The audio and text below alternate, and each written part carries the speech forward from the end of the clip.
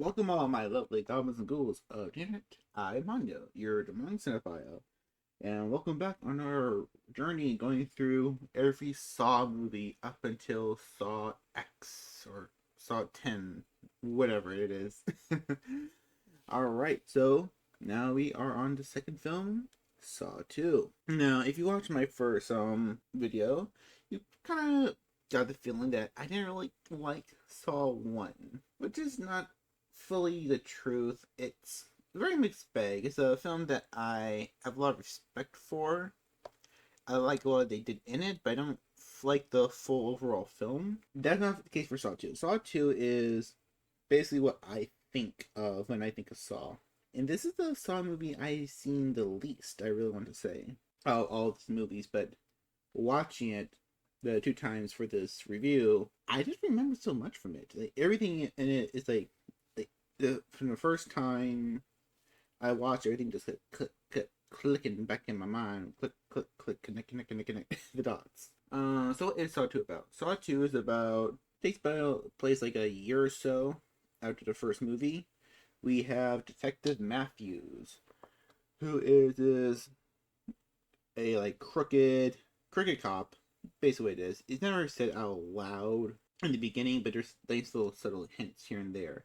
And he's being spread throughout the film, like all the shady and nasty stuff he's done through his career. And he is brought up by Detective Casey from the first movie. She had a small brief appearance.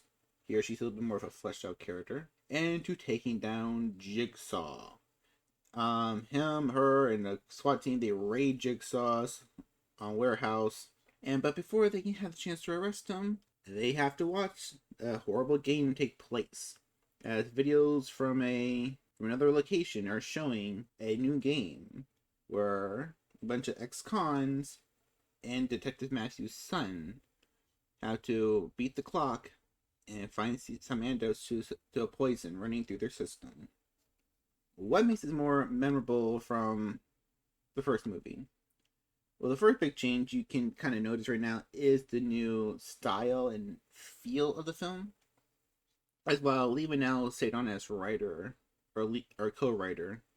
Darren Lynn Bousman, I think that's how you pronounce his name, takes over in the directing chair, also the writing chair as well. And you can kind of feel that a lot of the more claustrophobic elements of the first film, like being trapped in the bathroom, the mother and daughter being trapped and tied to the bed, the detective Tapp being in his little crazed up apartment. Yeah, those little claustrophobic moments aren't really there anymore. The story feels much more wider, much more bigger in the world. Also, a big change in note is the cinematography and the color palette of the film. The first movie had this very, for the most part, the blue bathroom look to it. It had this very nasty, watery, gray feel. And this one, we had this more industrialized look to most of the film. Most of the film is in this putrid, nasty, greenish color. Like, it feels metallic. It feels sick. You feel nasty. You touch something wrong, you're gonna get an infection throughout the whole film. I will also say the editing got a little bit better in this film as well. We had these nice, cool, clean edits where we had Detective Matthew getting up from his bed, turning the corner, and all of a sudden he's in the precinct, or no, he's in the crime scene. And that was a really cool edit. The crazy, wild early 2000s, the thrashing around the characters do when they're stressed or confused. A lot better done here. It's not as visually painful like I kind of thought it was in the first film.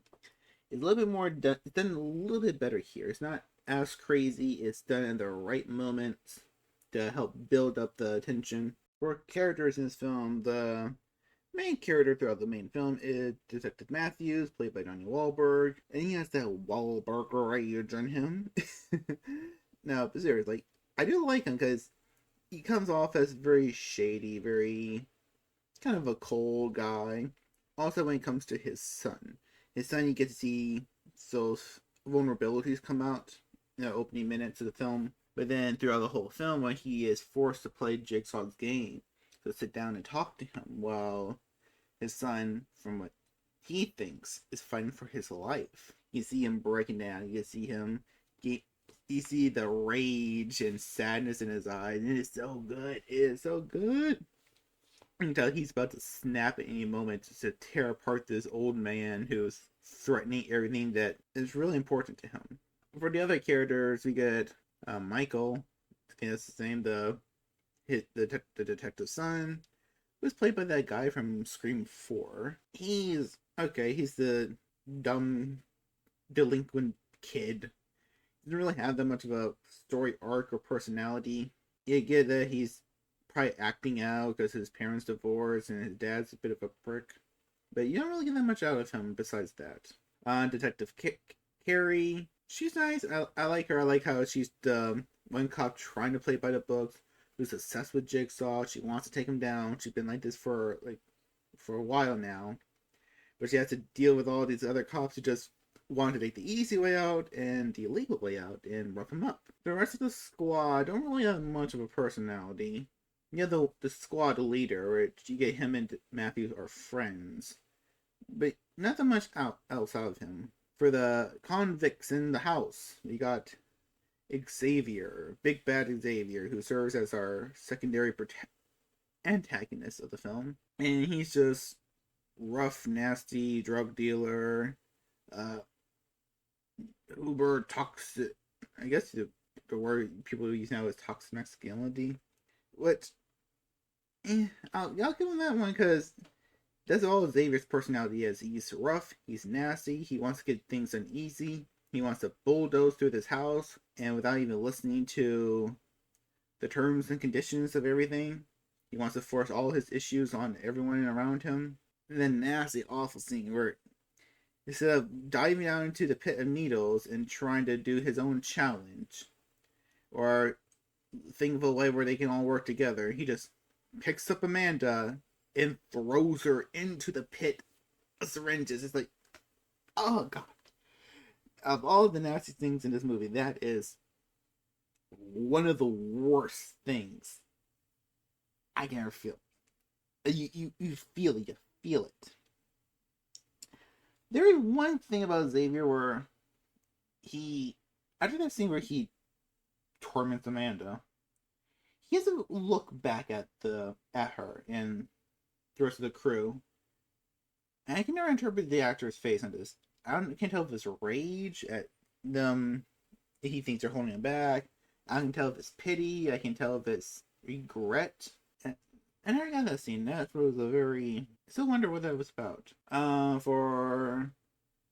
kind of it. I think the one named Donnie. Donnie's cool. Donnie is cool. His name Donnie, right? My apologies. His name was Jonas. Jonas was cool. I like Jonas.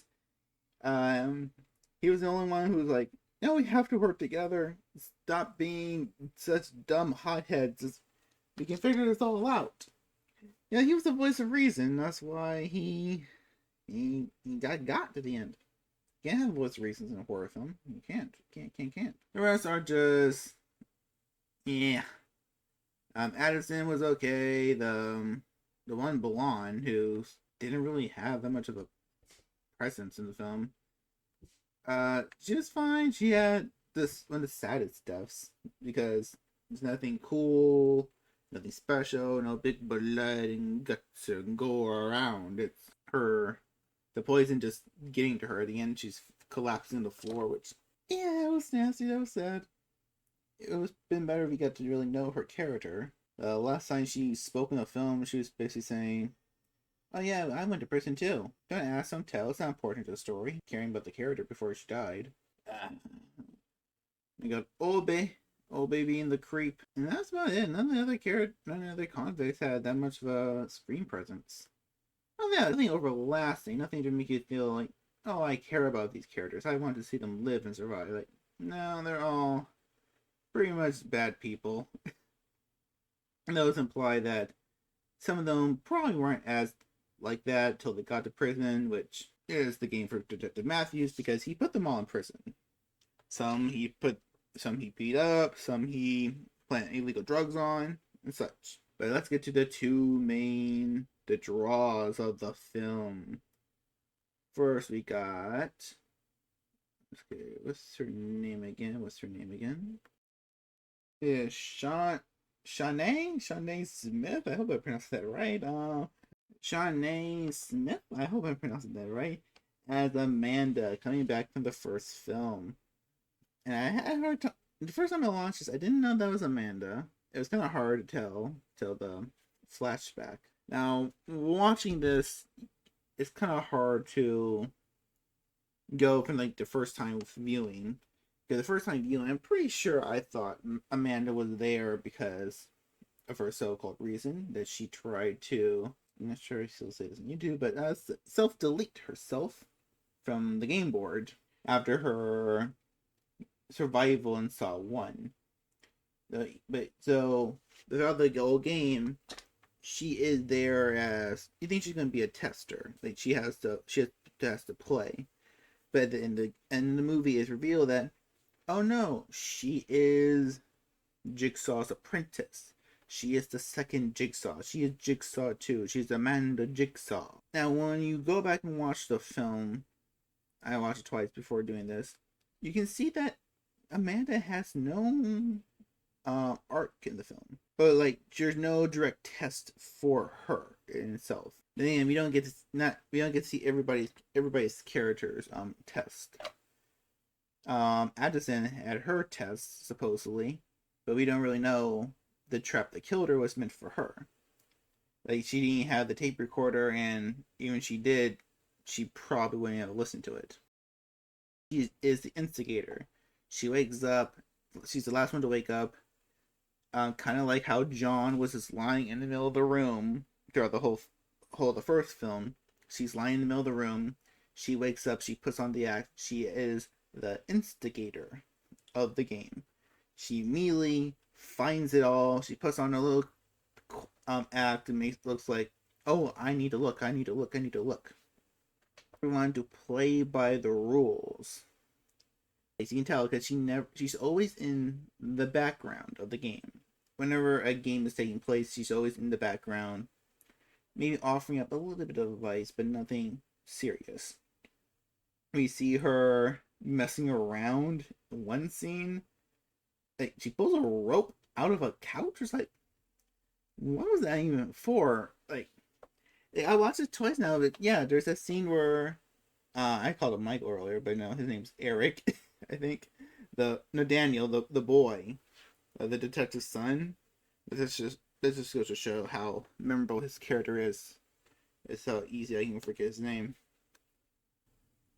No, there's a scene where the detective's son and the blonde are sitting on the couch, or they're sitting on somewhere in the room, basically getting sick and dying. Amanda's just fumbling around, just looking for random things. And there's one point where she pulls a rope off a couch, and like, what was that for? Was that supposed to be for another game? Was she setting something up for somebody else's trial? It never gets explained, and this is so weird. Not trying to go through everything. Kind of giveaway that she's not. Well, after watching it now, again and again, it's clear giveaway that she's not. She's not playing the game. That she's a member of the game. Is that she does not get sick like everyone else. You never see her coughing. You never see her get the pale, dead skin like everyone else. She never looks sick. But now we got the man of the hour, the star of the whole film, of this whole franchise. John Kramer, aka Jigsaw, played by Tobin Bell. Now, I said in the first movie that one of the things that really made it, that sold it, is the character Jigsaw.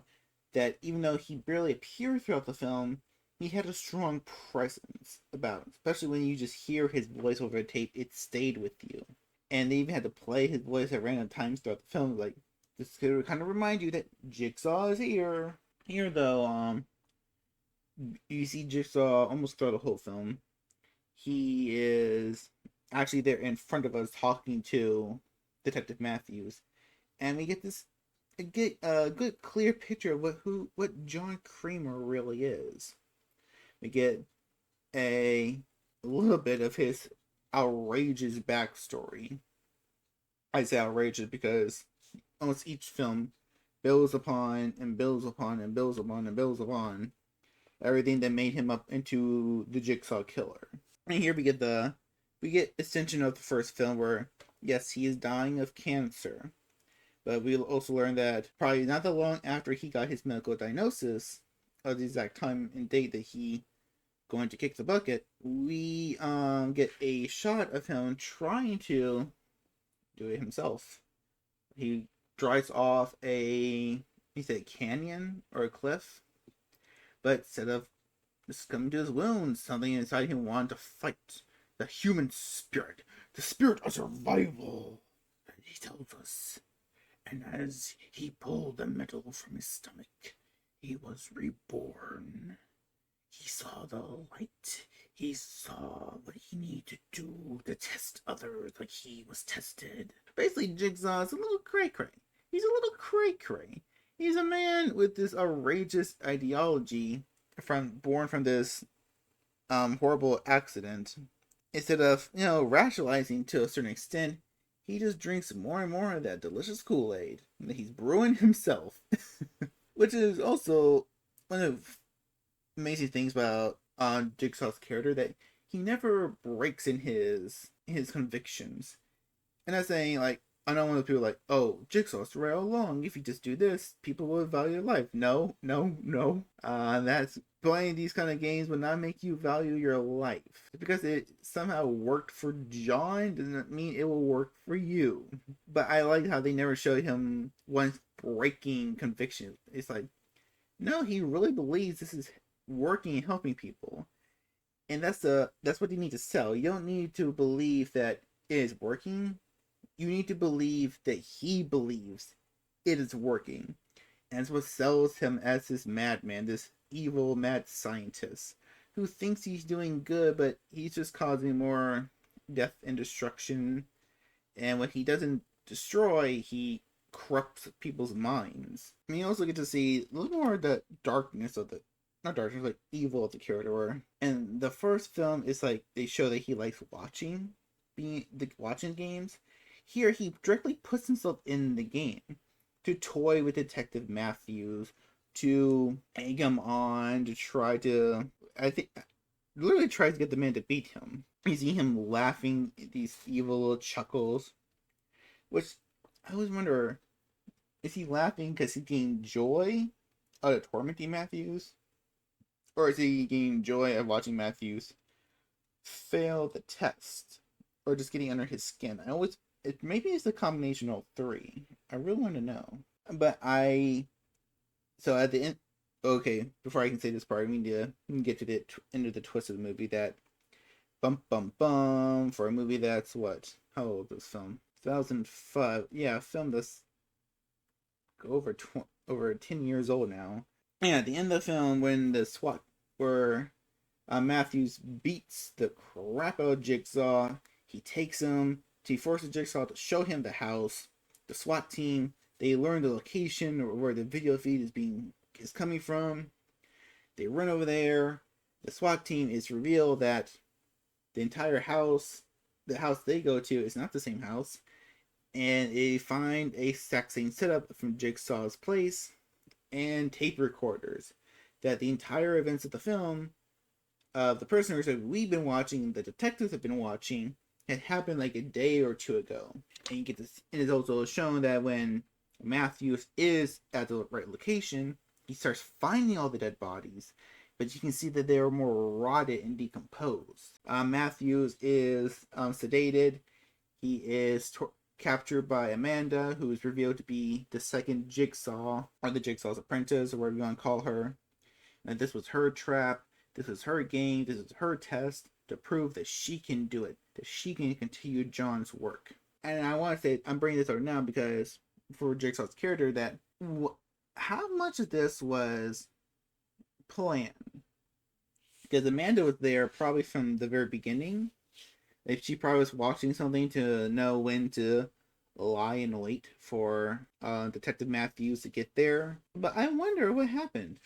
If Jigsaw was able to get the detective to listen? Would he just been gone in jail? Yeah, kind of, think about it. Think about it. Was his trust in Amanda and his own twisted games so strong that he was willing to die in jail and let Amanda take over everything? I would think so. I'm not sure though. Now I want to know, you guys, if you get this part of the video, please let me know in the comments down below. Do you think Jigsaw would willingly went to prison if Matthews didn't storm out of the warehouse? Now, before we end the video, let's take a quick mention of the traps of the film. We have the trap that kills the first person, the first convict, the gun, the gun at the keyhole, which, yeah, was kind of a stupid trap. Most because it really relies on looking through the keyhole while turning the key to do it, which, who would do that? Who would do that? The second trap by Obi, where he has to go into the furnace. He clicks takes one of the syringes of cure, but when he goes to the second syringe, it's a little harder to take, so he has to yank it down, which causes the furnace to close and starts to light up. And we see that his test is crawl into the fire and burn himself as the devil, as the Judas, and to click the valve to turn off the flames, which was an easily beatable game. I'm not sure how he died. I get how he died, but it's like, there should have been enough time for him to notice it if he wasn't in such a panic. I don't know, John. Maybe you should have been more detailed with what he should and should have done. Maybe he would have survived. Then we got to Amanda's game, which technically is Xavier's game. And God, we already talked about that. That's the pit of needles. Is I'm not even a squeamish person, but that makes my skin crawl. And the only reason why that wasn't even something that would lead to a cure. That was just for to open one of the doors to the house, and they would have left the house. It would have worked if Xavier didn't fumble, didn't find the key. Which I wonder if she didn't do it on purpose. I mean, technically, for their rules, she shouldn't have done it, but she was also had to hurry up because this big guy was threatening to axe her. So I wonder, did she screw that up on purpose? Was she enough clarity, and her mind had enough clarity in all that pain to do that? And then we got to the glass box trap, which actually was foreshadowed earlier in the film, when Detective Carey tells Matthews to threaten John's work, to destroy in front of him, to get him to react. You actually can see the box that Addison puts her hands in. I wish we got to see how this trap works. I was really wondering how you're supposed to survive this. I'm guessing maybe it was a two-parter, like someone has to put their hands in there, and one person had to put one hand in there, one person had to put another hand in there, and somehow they would have to work together to undo it, which I still don't see how it works. It just looks like a death trap, which more likely is. That was the last trap. Not a lot of traps in this film. The best one being, of course, I forgot the opening scene, the opening trap death, the Venus fly trap. Awesome death, awesome trap, amazing opening. Like I said, this is where we got the refined editing of the crazy wild jumpiness of you saw in the kind of the first film, where it's played better to the beat of the music, where it helps build the intensity. It doesn't feel silly like kind of did in the first film. It really helps build to the I'm supposed to say drama, the intensity of the moment. And we get to the Jigsaw tape where he is showing him like, "Hey, I put this thing on your head. It's like a Venus flytrap. It's gonna knock you out. It's gonna death mask. It's a death mask." And then you get to see where he puts the key, and it's those quick flashes of the X-ray and the quick flash of the X-ray and the key behind the eye. It's like it is shown. This flash is just quick enough where you're like, oh god, can you?